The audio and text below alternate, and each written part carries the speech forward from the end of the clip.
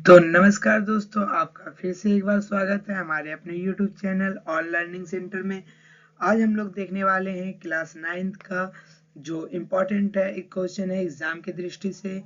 इसके पहले भी हम लोगों ने एक वीडियो में देख चुका था जिसमें कि पदार्थ का ही चैप्टर नंबर 1 का कुछ क्वेश्चन था। आज हम लोग पार्ट 2 लेकर आए हुए हैं और इसमें भी हम लोग बहुत सारे क्वेश्चन को कवर करेंगे और ये एग्जाम की दृष्टि से बहुत इंपॉर्टेंट है जैसा कि हम जानते हैं कि एग्जाम में ऑब्जेक्टिव क्वेश्चन आने वाला है। तो इसलिए हम ऑब्जेक्टिव को ही ध्यान में रखते हुए ऑब्जेक्टिव क्वेश्चन सारा लेकर आए हुए हैं।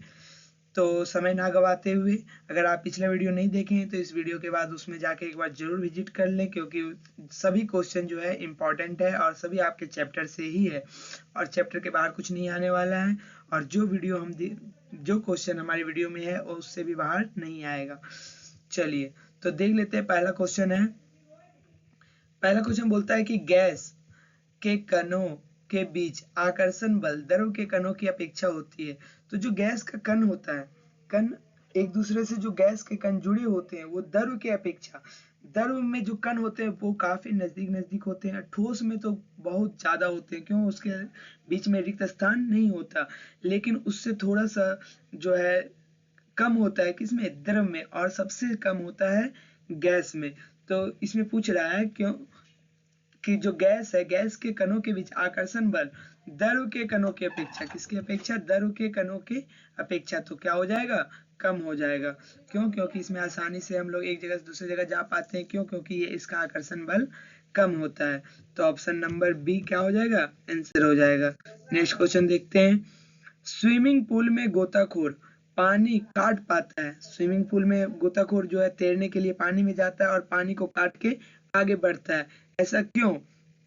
पहला बोलता है पानी के कणों के बीच रिक्त स्थान होती है। बिल्कुल सही। अगर रिक्त स्थान होती है तभी तो पानी के बीच में वो आराम से तैर सकता है। ठोस में दीवार ठोस है तो इसमें रिक्त स्थान होता ही नहीं है, खाली जगह होता ही नहीं है, तो एक जगह से इधर से उधर जा सकते हैं क्या?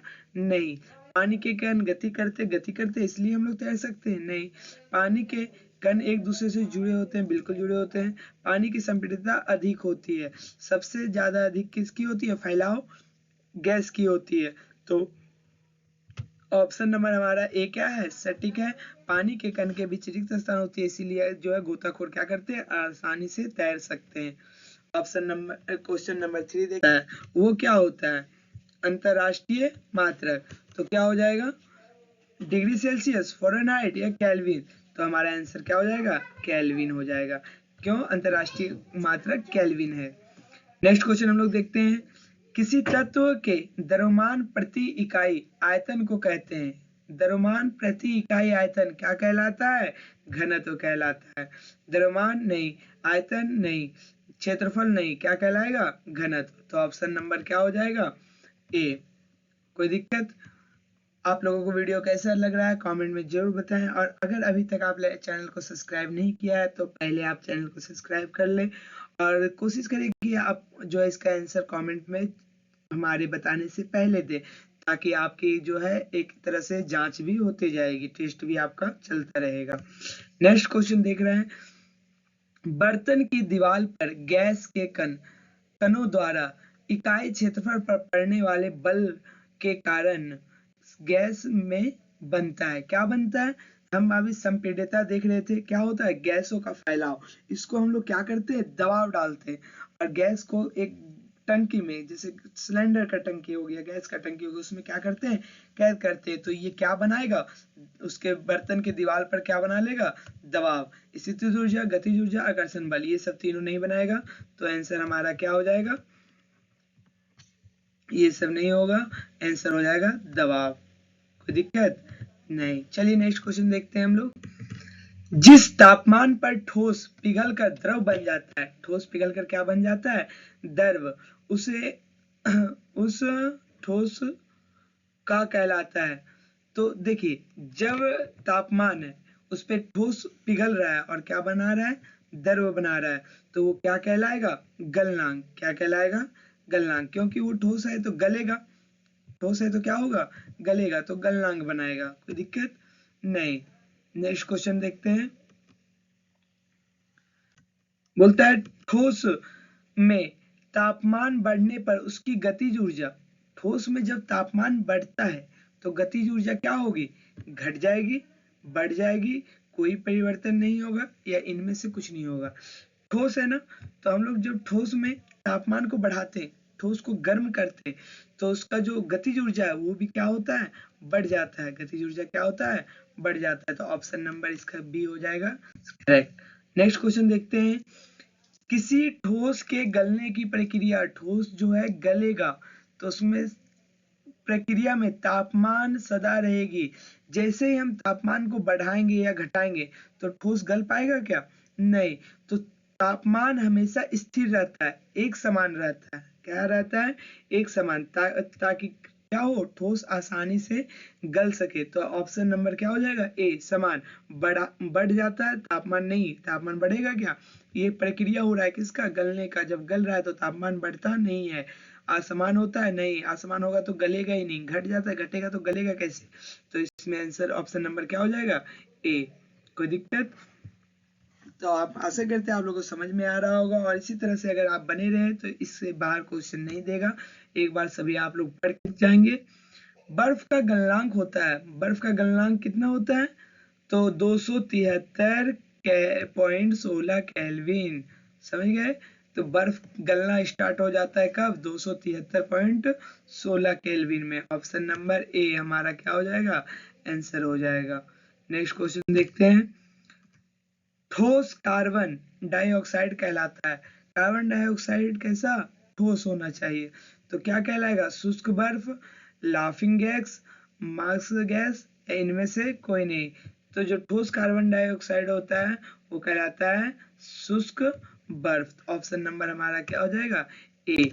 चलिए नेक्स्ट क्वेश्चन देखते हैं।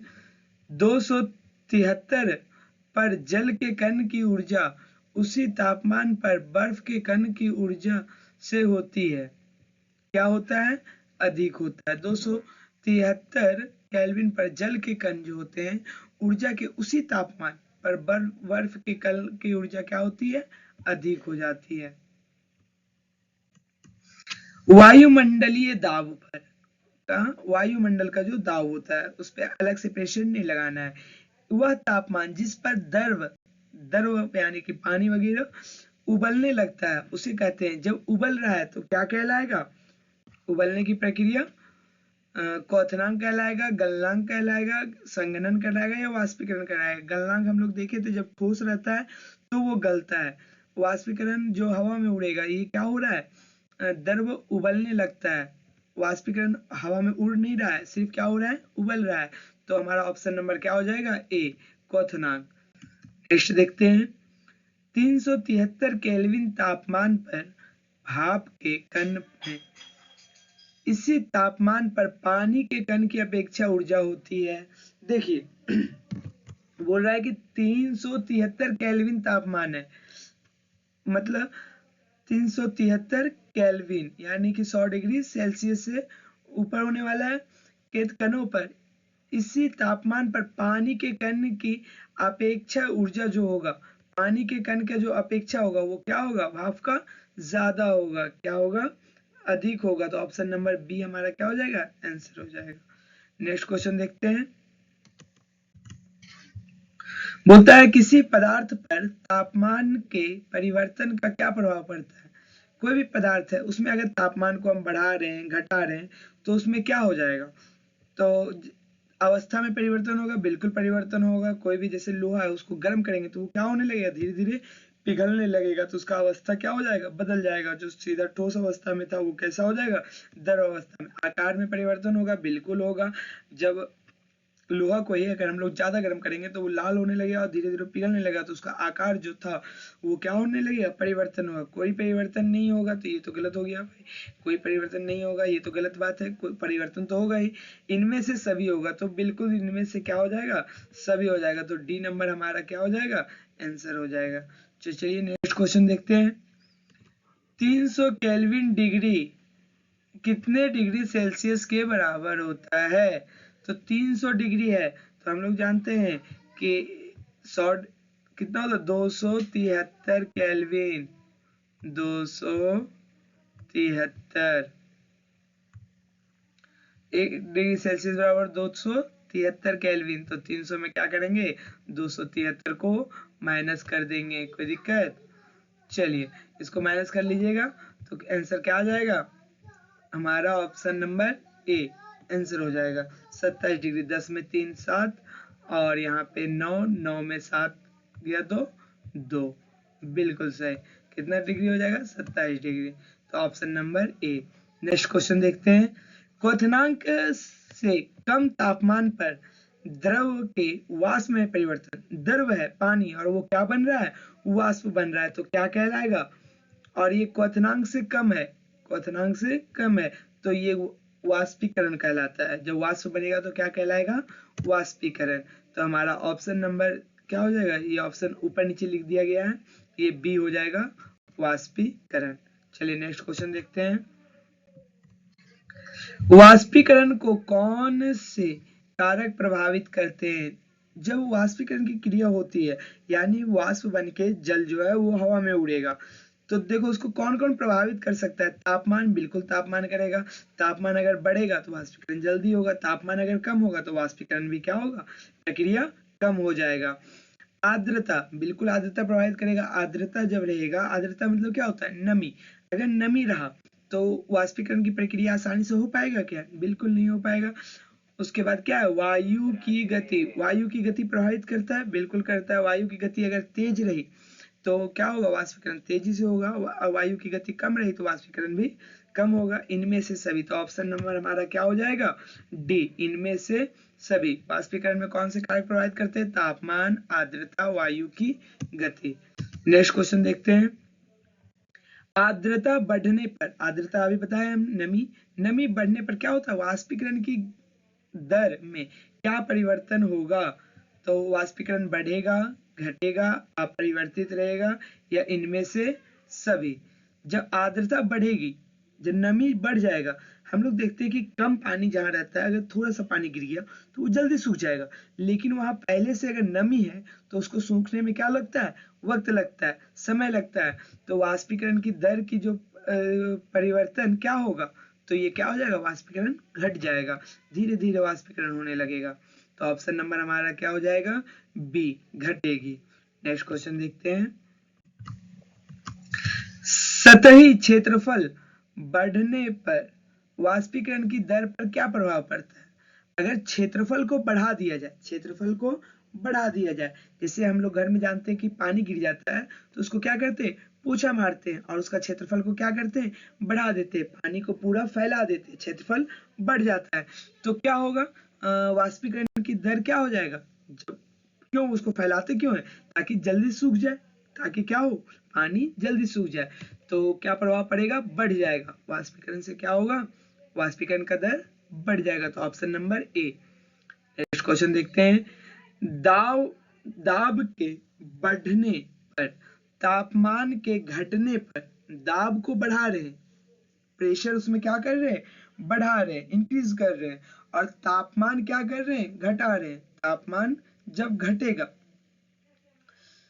पर पदार्थ की अवस्था में क्या परिवर्तन होगा, ठोस से द्रव, इसमें तापमान तो बढ़ेगा तभी ठोस से द्रव बनेगा। लोहा से को अगर गलाना है तो तापमान बढ़ाना पड़ेगा, तो ये ठोस से द्रव बढ़ने के लिए तो हमको तापमान बढ़ाना पड़ेगा, तो यहाँ तापमान घट रहा है, तो पहला आंसर गलत हो गया। दूसरा ऑप्शन देखते हैं। द्रव गैस में बदल जाएगा, द्रव जब गैस में बदलेगा, पानी को जब हम लोग को उबालना है गैस बनाना है तो क्या करना पड़ेगा तापमान को बढ़ाना पड़ेगा, बिल्कुल सही। तो यहाँ पे क्या हो जाएगा ये दूसरा ऑप्शन भी क्या होगा गलत हो जाएगा।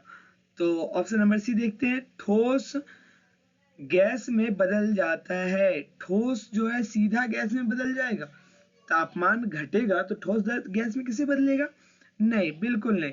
कपूर को अगर जलाते हैं हम तो ठोस है कपूर और वो गैस में बदलता है, तो लेकिन उसके लिए तापमान हमको क्या करना पड़ता है बढ़ाना पड़ता है, देना पड़ता है, तो ये भी गलत हो जाएगा। नेक्स्ट क्वेश्चन देखते हैं। गैस द्रव में बदल जाता है, बिल्कुल सही। गैस जो रहेगा उसको अगर तापमान घटाएंगे तो क्या होगा वो द्रव में बदल जाएगा। ठंडों के दिनों में देखते हैं आपके अगल बगल जहाँ पे गर्म स्थान होता है वहां पे क्या होता है वायु की जो नमी होती है वो परिवर्तन होकर क्या बना लेता है जल बना लेता है। चलिए तो नेक्स्ट क्वेश्चन देखते हैं। ऑप्शन नंबर इसका क्या हो जाएगा डी। बोलता है 250 डिग्री सेल्सियस तापमान पर जल की भौतिक अवस्था होगी। 250 डिग्री से सेंटीग्रेड है, सेल्सियस है, तो क्या होगा बताइए। 250 डिग्री जब है तो क्या ठोस में रहेगा? बिल्कुल नहीं। द्रव में? नहीं। तो क्या हो जाएगा? अवस्था गैस में हो जाएगा। कोई दिक्कत? चलिए नेक्स्ट क्वेश्चन देखते हैं।